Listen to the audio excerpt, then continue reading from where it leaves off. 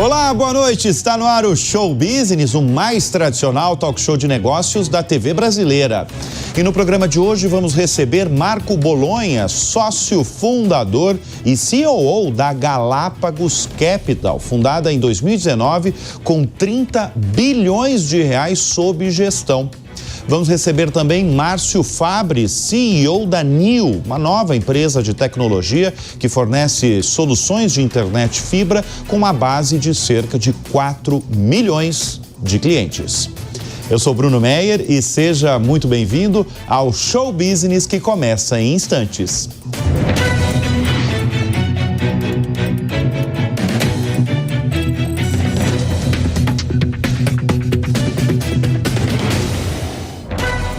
Ele é formado em engenharia pela Universidade de São Paulo, passou pelos mais variados bancos estrangeiros e é sócio fundador da Galápagos, uma gestora com mais de 50 mil investidores.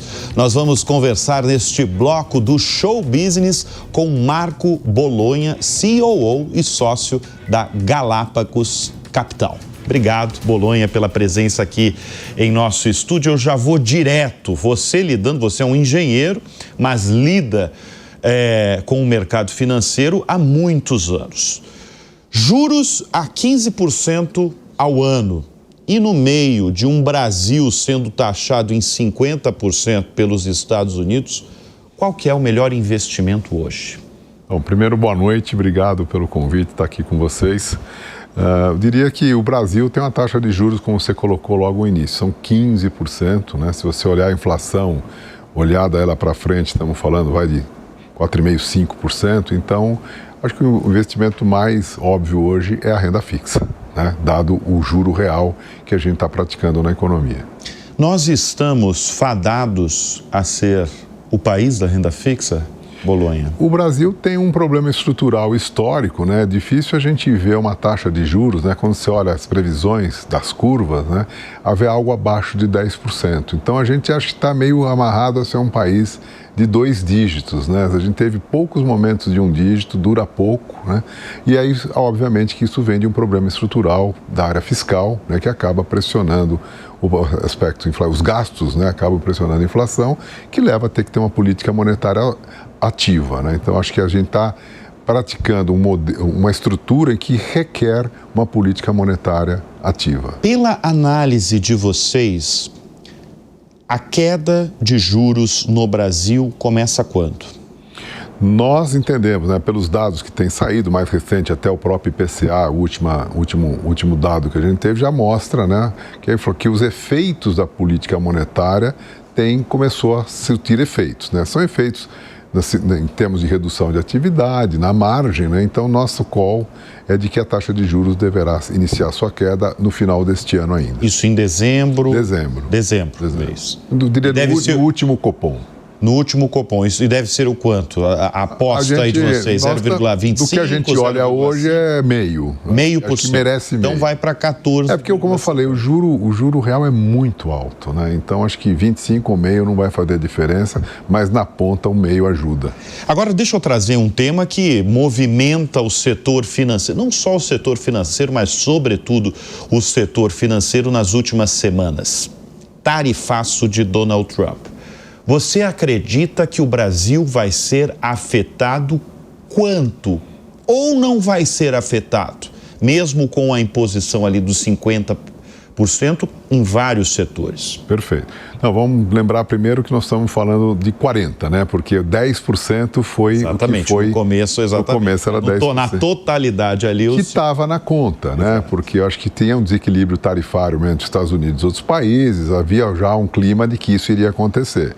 O que foi surpreendente foi o adicional de 40%, em função não de um critério econômico, mas muito mais uma discussão política do que econômica, né? Até porque o Brasil ele não tem superávit na balança. Aproveitando, já pegando esse gancho, o que você acha que foi determinante para essa decisão de Donald Trump? Eu acho que é uma discussão geopolítica. É geopolítica? Geopolítica, na minha opinião, em função discussão de BRIC, todo esse tema que a gente vem vendo em discussão, né? Então, isso provocou, né, esse adicional tarifário de 40%, que inicialmente todo mundo imaginava que era across the board, né, que seriam todas as exportações brasileiras. Aí saiu aquela lista de exceções, começou a tirar vários itens de pauta que reduziu, né, o escopo para perto de 32%, 35% do que é exportado para os Estados Unidos é que foi afetado pela tarifa.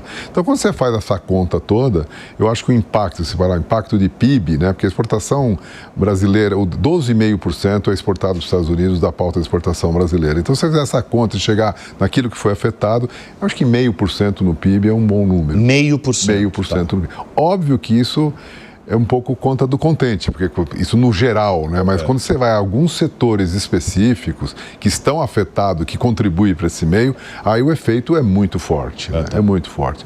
Exportadores, pequenas, médias empresas que dependem de exportação. O que a gente tem escutado aqui no show business mesmo é que vai afetar muito o pequeno produtor. Com certeza. Que é quem exporta maciçamente para os Estados Unidos. Tem algumas indústrias que basicamente produzem única e exclusivamente para ir para lá. Então, quando você fala, bom, coloca no preço, a demanda vai cair lá. Ele pode até tentar passar no preço, mas a demanda vai cair e muitas vezes o preço que ele coloca lá abre espaço para outros países que não têm a tarifa ter preços mais competitivos para o mesmo tipo de produto. Agora, tirando o tarifaço que impacta, né? Impacta de certa forma, lógico, mesmo com uma queda aí de 0,5, 0,2 no PIB brasileiro, tirando o tarifaço de Donald Trump, como anda a economia brasileira? A economia, como você disse ao início, 15% taxa de juros, mas ela vem resiliente, né? Vem crescendo, o Brasil vem crescendo, né? Ao redor aí de 2%, né, que a gente olha um pouco, fazendo a média para frente, e com baixíssimo desemprego, né, que eu acho que esse é o cenário que mostra bastante a resistência de ter que ter uma política monetária ativa. A gente tem um cenário ainda de atividade econômica aquecida. E isso vem muito pela própria dinâmica daquilo que vem as alterações de setor econômico. Nós temos um agro muito pujante, né? O agro brasileiro esse ano tem uma perspectiva muito boa de safra, então o agro sempre, que representa 30% do PIB, tem sido bastante, e até a parte climática, né, está dando um sossego para a nossa agricultura. Você tem a parte de serviços que vem crescendo, a área de tecnologia, a área de serviços em geral, e também a infraestrutura, né, investimento em infraestrutura. Então isso tudo mostra, o Brasil continua crescendo, continua com baixíssimo, acho que historicamente um dos menores índices de desemprego, apesar de uma taxa de juros alta. Porém, o outro dado que me deixa um pouco otimista com a redução da taxa de juros é o câmbio não está criando, ele está até cedendo o câmbio. Se ele continuar nessa, não tem porquê. O grande impacto da inflação vem muito por repasse cambial, num efeito que foi no passado. Hoje a gente tem um câmbio muito mais comportado, né? O Bolonha, você falou em agronegócio, você falou em infraestrutura.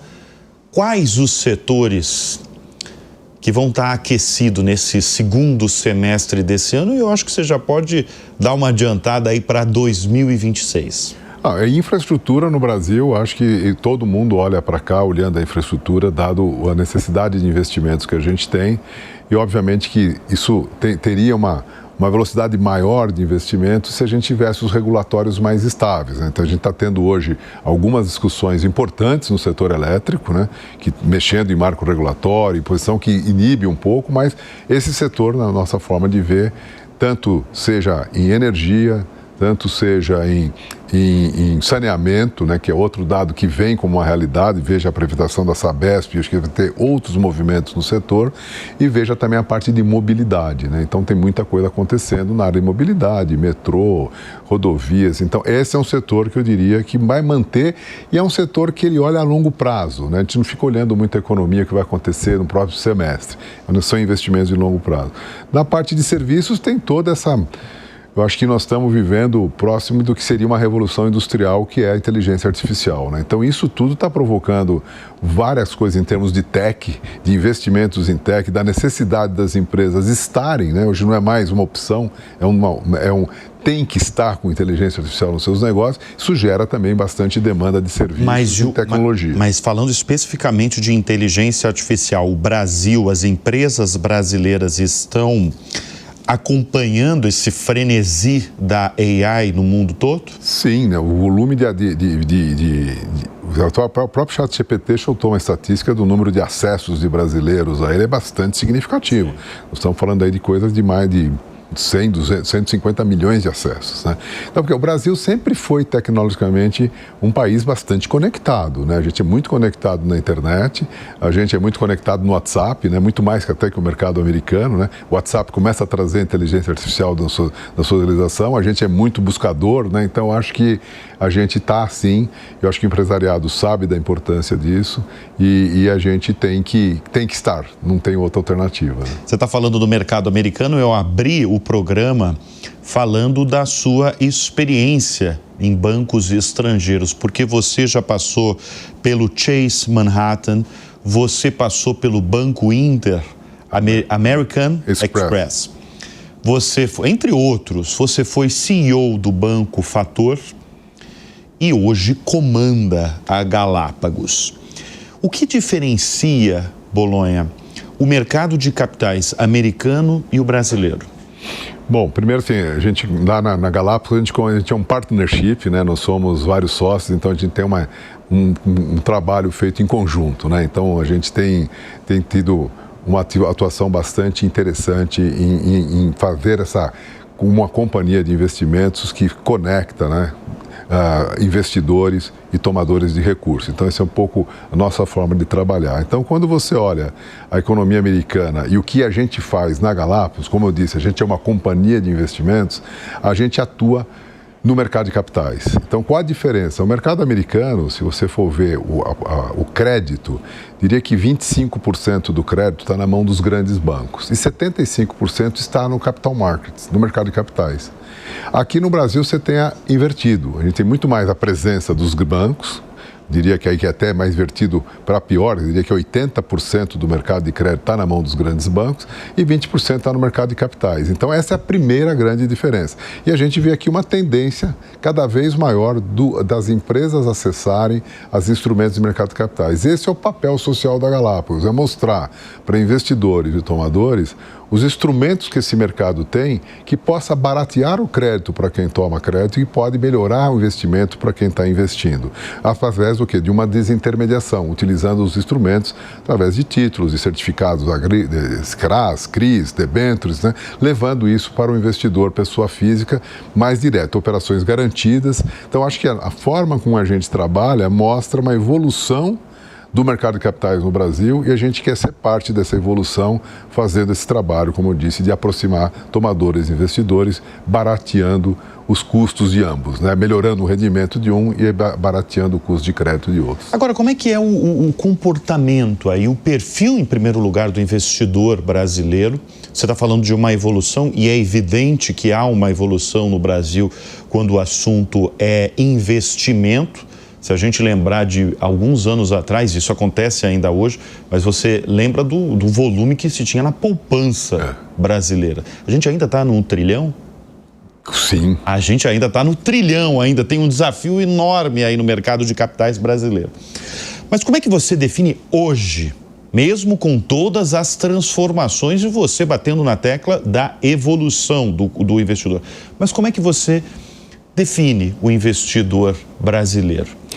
Eu defino o investidor brasileiro sempre, obviamente, como eu disse, com a taxa de juros, ele sempre foi muito focado e com aspectos inflacionários, sempre a gente foi um investidor pós-fixado, né? Então você pega a poupança, a TR, tudo, era muito uma defesa inflacionária. Nós estamos vivendo um ambiente diferente, né? Então hoje, o que o investidor está olhando é que ele também, para ganhar recursos, ele pode ter algumas alternativas, por exemplo, de crédito, que vai dar uma rentabilidade muito melhor do que ele ficar na poupança ou ficar num CDB bancário, né? São estruturas muito seguras, aonde ele vai participar de um spread bancário que antes ficaria com o banco e não com ele, tá certo? Então essa é a forma que o mercado de capitais consegue trazer investidores para esse mercado, o qual ele não olhava.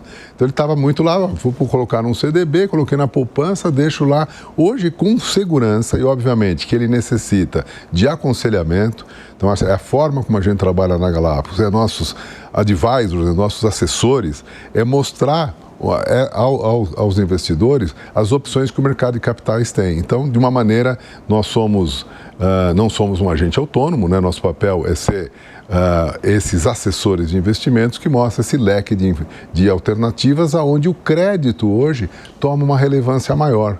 É que você tem vários, como eu falei, aproximando o investidor de um tomador. Então ele vai entender o que o tomador precisa, vai saber que tem um spread bancário do qual ele também vai se participar, então acaba sendo uma rentabilidade maior. Ainda, obviamente, isso eu estou falando é renda fixa, né? A renda variável é muito mais a dinâmica que a gente está vendo, depende mais de alguns temas para a renda variável no Brasil tomar uma relevância maior em função dessa taxa de juros bastante alta que nós temos aqui em níveis reais. Deixa eu destacar novamente a trajetória aí, mais do que notória, do Bolonha, porque ele é formado em engenharia, é um engenheiro formado pela Universidade de São Paulo. A gente está vendo aí a trajetória toda no setor financeiro, em alguns bancos americanos, mas ele foi CEO da Latam, começou como CFO da Latam, até chegar ao cargo máximo da companhia aérea. E muito se fala, inclusive aqui no nosso programa, a gente já recebeu presidentes de companhias aéreas, né, como o John Hodgerson da Azul. Sim. Muito se fala da complexidade desse setor, do setor aéreo, que é uma complexidade que é global, enfrenta vários desafios. E só para citar um exemplo brasileiro, as 3 grandes companhias do país tiveram de recorrer ao Chapter 11 nos Estados Unidos, um método muito semelhante à recuperação judicial. Você está há algum tempo longe do setor aéreo, mas você consegue dimensionar, fazer um panorama do setor aéreo hoje no Brasil? Sim. Não, a gente está distante, mas não, né? A aviação é realmente uma paixão, né? É paixão mesmo? É paixão. É um business muito mais de paixão do que de razão, por tudo que você falou, né? Os desafios que o setor aéreo tem é bastante relevante. Quer dizer, ele é muito sensível ao crescimento de PIB, né? Então, existe uma correlação alta de tráfego aéreo com PIB. Com PIB. Com PIB. Segundo, você tem... Moeda, né?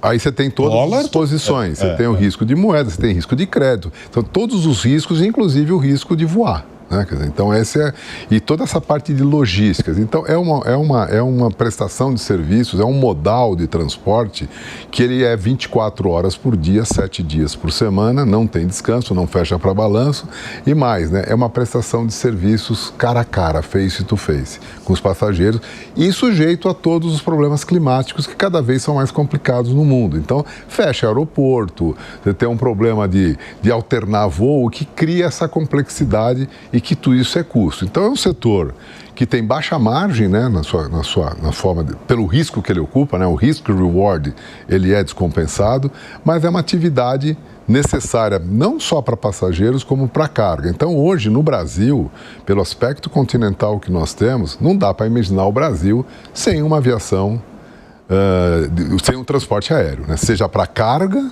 né, que a gente acaba não olhando o quanto que vai de perecível, de medicamento, documento que vai na barriga do avião, bem como a expansão da malha aérea brasileira. Então, a necessidade da aviação no Brasil é inexorável, a gente tem que ter uma aviação aqui. Agora, obviamente que a pandemia trouxe uma realidade que foi muito forte para o setor. Isso levou as companhias a ir para o Chapter 11. O caso da Latam, do qual eu participei, né, desde lá com o comandante Colim, quando eu entrei como CFO, o crescimento da TAM, até fazermos a fusão com a Latam, uma companhia bastante vencedora, até a vinda da pandemia que afetou fortemente, afetou muito a Latam por ela ter 50% do seu tráfego aéreo no internacional, que é onde pararam os voos.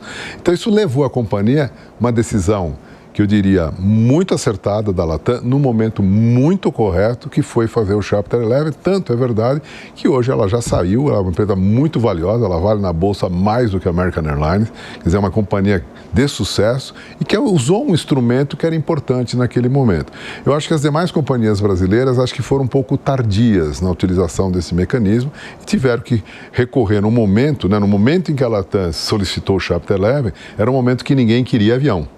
né? Ao momento que as demais companhias entraram no chapter 11 é quando o mercado queria avião. Então começa a discussão de tira avião, coloca avião, o que complica um pouco mais a recuperação e a volta, né, da companhia de uma forma mais saudável. Mas setor aéreo, você voltaria ou nem pensar? Porque eu falo com determinadas pessoas do setor e falo assim, não volto mais porque é muito estresse, é muita responsabilidade, que é isso que você está falando, a responsabilidade que é comandar uma companhia aérea.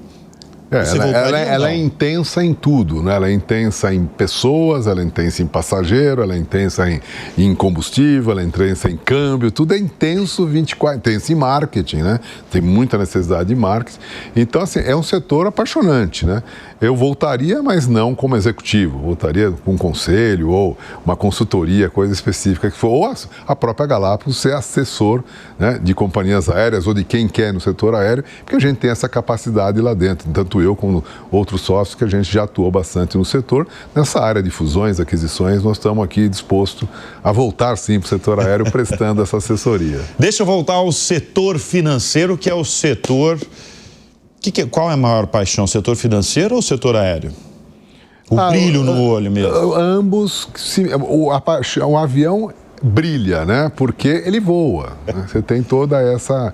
Mas o financeiro... E o engenheiro gosta disso, né? De saber o que acontece. O financeiro é dinheiro mesmo no bolso mesmo, quando dá certo o investimento, né? O financeiro, ele é necessário em qualquer business, né? Então, acho que primeiro o financeiro tem essa coisa de você estar atendendo qualquer setor da economia, então você tem um contato muito mais, está muito mais conectado com a economia de uma maneira geral, né? Por você estar trabalhando com vários setores. Além do que, tem toda uma engenharia no setor financeiro, né? Seja na engenharia financeira propriamente dito, que é a estruturação de produtos, fazer a estruturação adequada para aquele perfil de necessidade do cliente, seja em uso de tecnologia, que cada vez é mais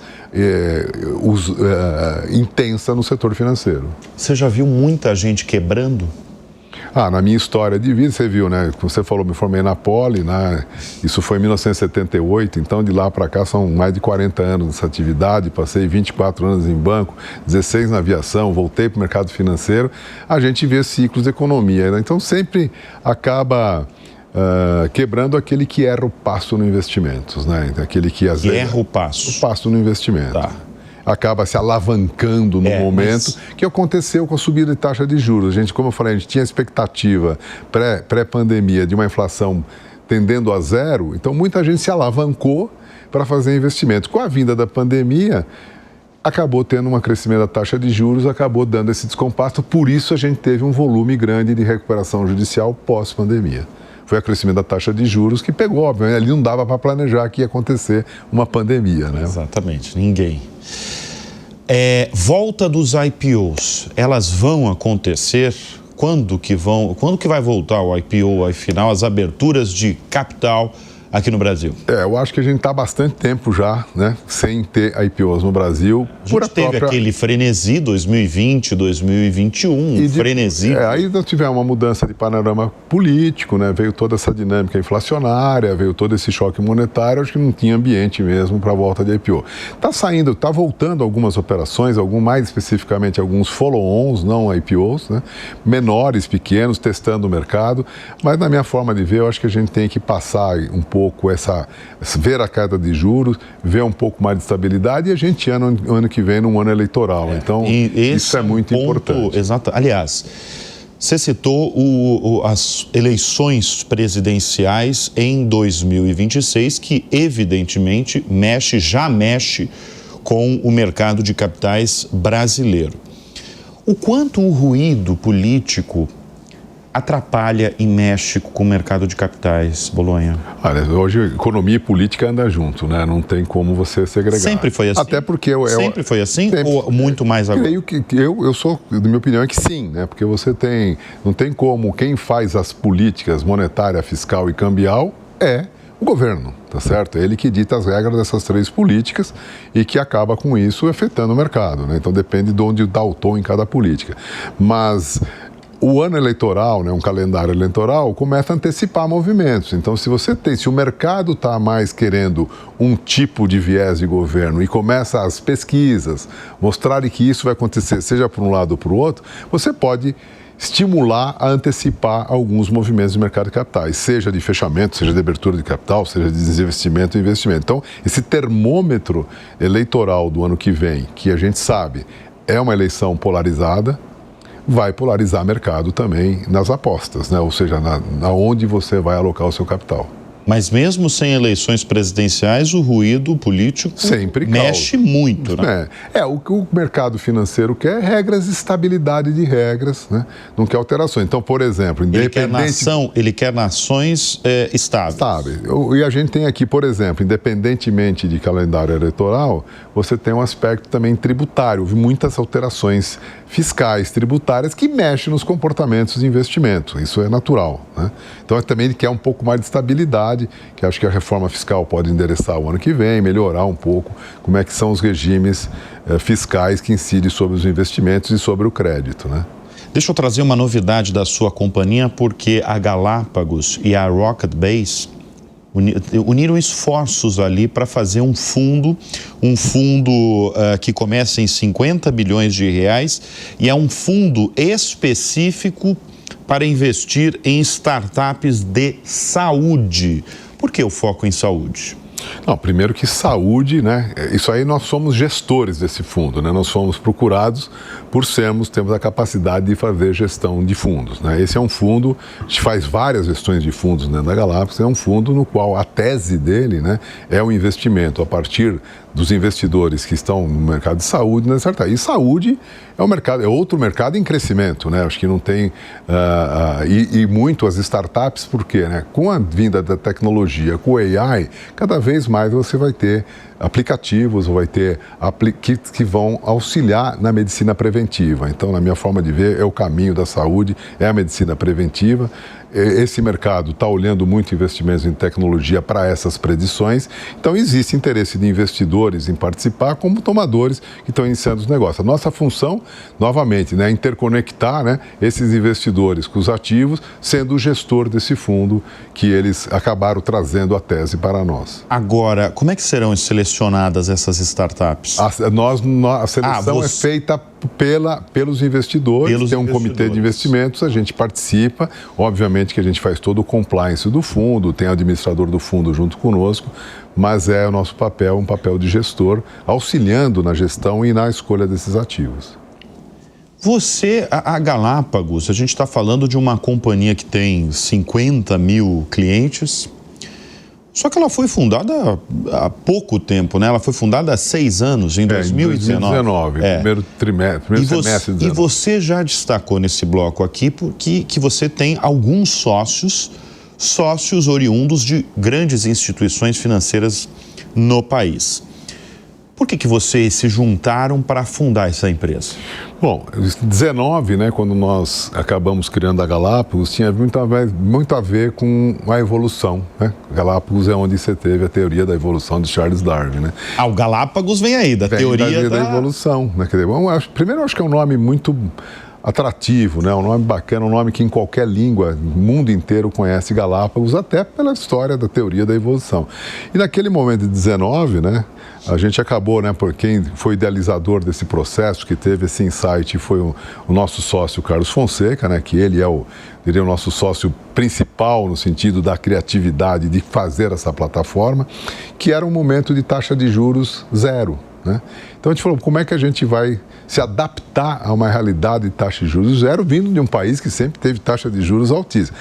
Pena que durou pouco, né, essa parte do juro. Então a gente começou a criar esses instrumentos de crédito, que é uma forma de você ter rentabilidades com alguma assunção de risco de formas garantidas. Nós nascemos nesse ambiente. Então, o propósito de quem se juntou como sócios era de fazer diferente, fazer uma forma de praticar um banking de uma forma diferente, que era, vamos trazer instrumentos interessantes para levar para investidores, aproximando esse mercado de crédito, levando a ele a oportunidade da rentabilidade do dinheiro, que seria zero na conta, para algum nível positivo através de assunção de crédito. A gente nasceu já pensando na evolução desse mercado, que estava caminhando, depois ele voltou, mas a evolução continua, como eu disse anteriormente, e também interconectando. A gente, lembrando que Galápagos é um arquipélago, né? Então a gente tem várias áreas. Nós temos uma área de gestão de fundos, uma asset management, nós temos uma área de gestão de patrimônio, que é uma wealth management, e temos uma área de banco de investimentos, que estrutura dívidas e fusões e aquisições. Os clientes participam nesse ecossistema e o nosso papel é se aconselhar eles a fazer as melhores opções, tanto para tomar crédito quanto para investir. E vocês têm um braço ali de gestão de grandes fortunas. Nós temos de multifamily office. O multifamily office.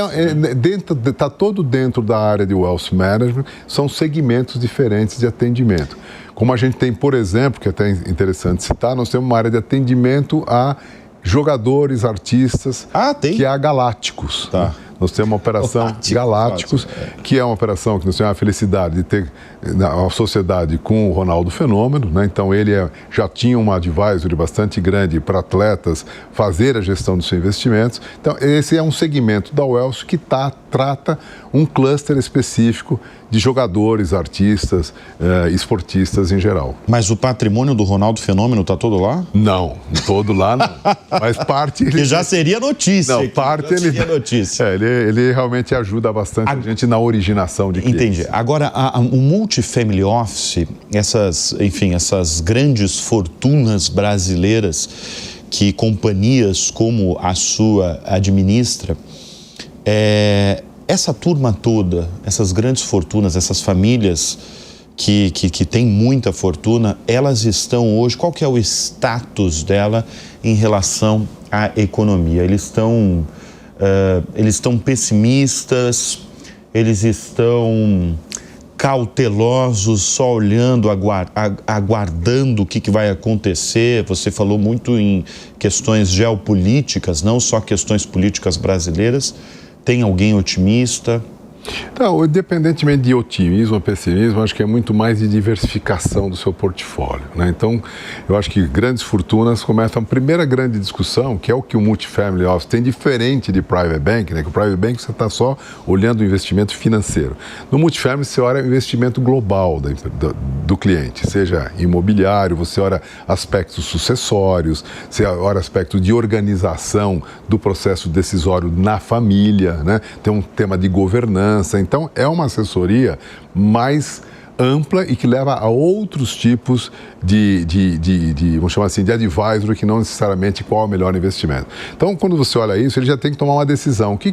Se ele é um industrial, tem muita empresa, tem liquidez, o que ele faz com esse recurso? Ele já tem uma exposição em Brasil alta, porque ele tem um negócio dele aqui. Então, é recomendável que ele diversifique. A quanto ele diversifica? Aí vai sendo um pouco, você vai vendo o apetite, a suitability desse cliente com o apetite de risco que ele tem. Se ele vai para renda fixa, se ele vai para renda variável. Então, é uma gestão de portfólio onde busca o quê? Uma diversificação, mas busca um target de remuneração e depende, o apetite de risco está em quanto aquela família quer assumir de uma volatilidade ou não. Porque o que afeta a decisão de investimentos depois que você fez é a volatilidade. É a volatilidade. Tá certo? Agora, a sua, Bolonha, quero saber de você, como investidor mesmo, na pessoa física. Você é aquele cara mais conservador, você é mais agressivo, você investe o seu dinheiro onde? O que eu diria assim, nós que estamos no mercado financeiro, a gente participa no mercado onde nós estamos próximos, tá certo? E hoje, quer dizer, nossa vida, eu diria que isso é o legal do nosso negócio, né? Nossa vida é a Galápagos, né? Quer dizer, então, seria o maior investimento que a gente tem nas ações que a Galápagos tem. Então, é participar desse processo, né, de mostrar para os nossos clientes o commitment, né, de um grupo de executivos, um modelo de partnership, onde todo mundo ali pensa como dono, todo mundo está ali para entregar o melhor serviço possível e ser incansável, né, 24/7, volta à aviação, né, sempre é 24/7 novamente, né. Esse é o seu... É o 24%. É o 24%. Seja presencialmente 24%. Ou não, você tem que estar 24/7 nesse negócio, né? Agora, acompanhando o setor financeiro no Brasil há alguns anos, qual que é a sua avaliação e o papel do Banco Central? Muito importante, né? O Banco Central é o defensor da moeda, né? Esse é o principal, quer dizer, o mandato que é dado ao Banco Central pelo país, né, é que ele proteja a nossa moeda, né? Mas você fala muito da evolução do setor financeiro brasileiro. O Banco Central tem um papel importante e grande nessa evolução? Sim, né? Além de ser o guardião da moeda, né, que é o papel, que é o princípio básico, né, de bancos centrais no mundo, ele tem bastante ajudado no fomento de oportunidades no mercado de capitais. Então, o Banco Central tem sido muito mais favorável, uma evolução do Banco Central, em permitir que haja uma desintermediação no mercado financeiro. Então, foram várias instituições de pagamentos, são registradoras de crédito. Você teve uma nova players no mercado financeiro que você não tinha no mercado tradicional. Então, ele evoluiu, né? E principalmente em cima do mercado de capitais também, dando facilidade para gestoras, administradoras, criando um mercado, por exemplo, de crédito. O mercado de FDIC, né, que são os fundos de direitos creditórios no Brasil, é um papel super relevante, né? Ele faz o grande crédito da pequena e média empresa. Isso é através das gestoras, não está no sistema bancário diretamente. Então, ele também permitiu que haja essa possibilidade de levar novos instrumentos. E aí, obviamente, a grande inovação que ele acabou entrando foi o Pix. Né? Quer dizer, esse sucesso. O Pix foi tanto sucesso que incomodou os Estados Unidos. Exatamente. Que ele está querendo saber esse Pix. Talvez ele queira fazer o Pix, que o Zéu lá não é como o Pix. Da 25 de março aqui de São Paulo. Como é que funciona. Como é que funciona tudo. O Pix é a democratização, né? A acessibilidade, as pessoas não tinham, a falta de bancarização, o Pix realmente contornou tudo isso. Então é uma coisa mais democrática de acesso ao mercado como um todo. Muito bem, nós conversamos neste bloco do Show Business com Marco Bolonha, da Galápagos Capital. Obrigado, Marco, pela presença mais uma vez aqui em nosso estúdio. Eu que agradeço e fico disposto aqui para novas. Quando você chamar, estaremos aqui. Com o maior Muito prazer. obrigado. Obrigado mais uma vez. E o Show Business vai dar uma breve pausa e volta daqui a pouco com mais um grande convidado. Fica com a gente.